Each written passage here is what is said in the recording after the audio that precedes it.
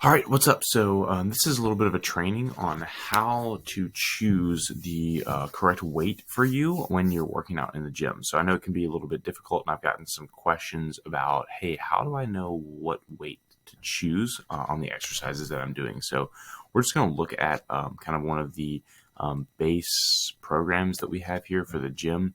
Not everybody's going to be following this program. There will be some deviations from it, but this is kind of just a basic one that we have outlined, and then we kind of base it for change some things based on who it's for. But we'll just kind of start off. We'll look at something like a barbell back squat. Okay, so for example, this is a video that shows you how to do the back squat and kind of some cues that you should be following as you're doing it.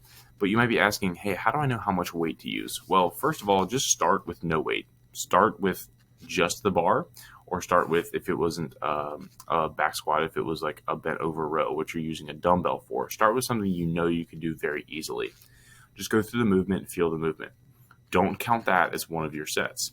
So if you have to do 3 sets of squats, do the one without any weight, but don't count it as one of those 3 sets. Okay.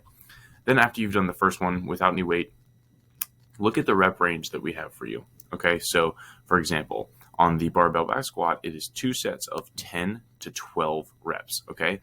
So you're going to pick a weight that you think would be challenging to do 10 to 12 times. You don't want to do anything less than 10, but nothing more than 12. So if you pick a weight that you think is going to be challenging for 10 reps, let's say, and then you complete those 10 reps and you feel like, okay, if I did one more rep right now, my form would be compromised. I would mess up my form. My technique would be bad. I would maybe risk of injury would go up a little bit. That's when you stop. Okay.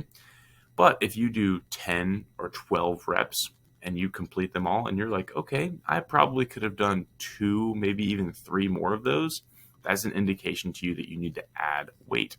So it's all based on feel here. How do you feel? Okay. If you're doing this dumbbell single arm row, okay, and you have a 20-pound dumbbell and you do, what's the rep range here for the row? 12 to 16.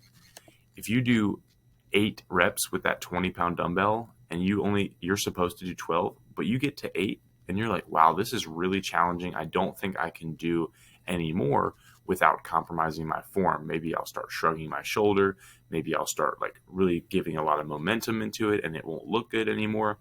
That's an indication to you that you need to drop the weight so that you can perform all 12 to 16 reps without compromising your form. So if you do 12 reps with good form and you've hit that rep range, then you are good. Stay at that weight and you feel like, okay, that was challenging and I couldn't have done any more without compromising my form, but I did get 12. That's the perfect weight for you. Okay.